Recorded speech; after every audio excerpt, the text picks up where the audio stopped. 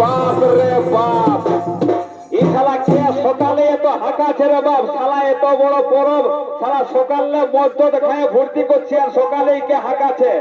বলি কে বছর হে, বলি ও কালিন্দী ভাই ঘরে আছো হে?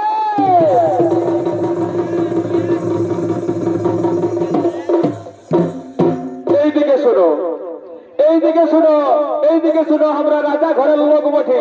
এইদিকে শোনো, একটু দরকারে তোমার কাছে এসেছি।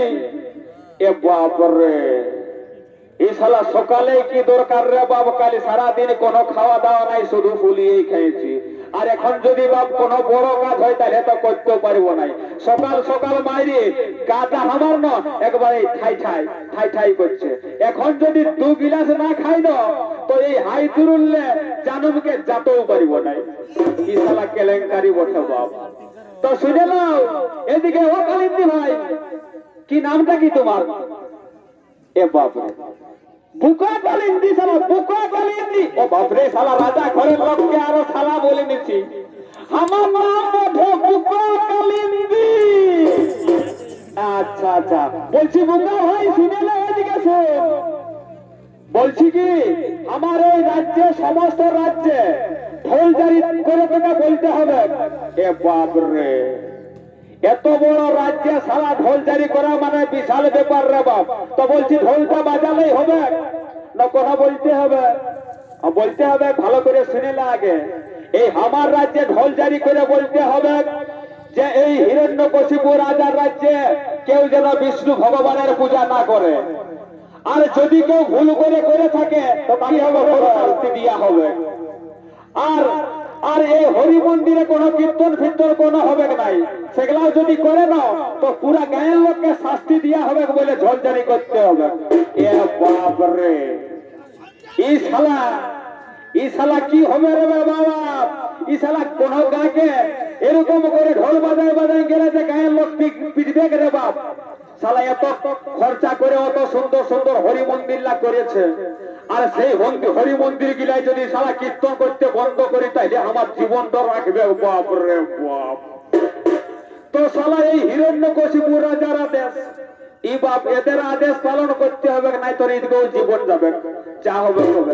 তাও শালা এই কুলাঙ্গার রাজার হাতে কেনে আমার জীবনটা যায়, যাবে তো যাবে ওই গায়ের লাগার হাতেই যাবে। আমি যাচ্ছি। ঠিক আছে মহারাজ, ঠিক আছে মহারাজ, আমি এখনই সারা রাজ্যে ঢোল জারি করে নিচ্ছি। তো বলছি কি, আমার পাওনাদার ব্যাপারটা কিছু বললে নাই? আরে বাপ শুন, আমি হচ্ছি হিরণ্যকশিপু রাজা। রাজা ঘরের পাওনা কখনো নাই কম হবে। যা তোকে 1001 টাকা দিয়া হবে, 1001 টাকা ভর্তি একদম।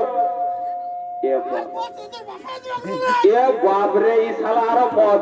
বাস্তবিক এই শালা আগেই বলেছে বাপ, 2 গিলাস না খেলে জানুম যেতে পারবে কেন, মানে গোটা দিনটা খাইছিল, এখন ওর গাটা না ঠাই ঠাই ঠাই ঠাই ঠাই ঠাই, বুকটা ধরস ধরস করছে। আগে 2 গিলাস খাবে। আচ্ছা আচ্ছা ঠিক আছে, যা যা যা যা, তোকে 2 গিলাস তুই এখন আগে খাইয়ে নিবি, যা, তারপরে ঢোল জারিটা কর। হ্যাঁ সেটা বলতে পারো, ঠিক আছে। তো বলি শুনছো হে, বলি শুনছো হে,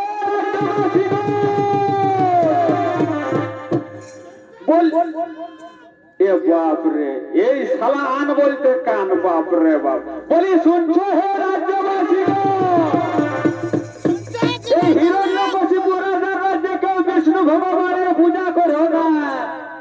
এদিকে এদিকে এদিকে এই বুড়ার বহু আসছে বাপ ধীরে ধীরে। বলছি এ বুড়া, এই মারি ভয়া কোথা যায়ছে রে বাবা?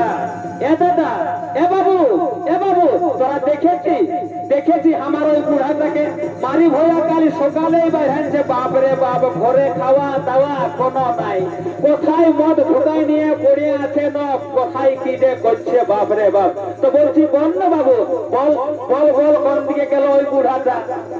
লে বাবা, এই শালা বুড়া বললে কি করে জানবে রে বাবাকে?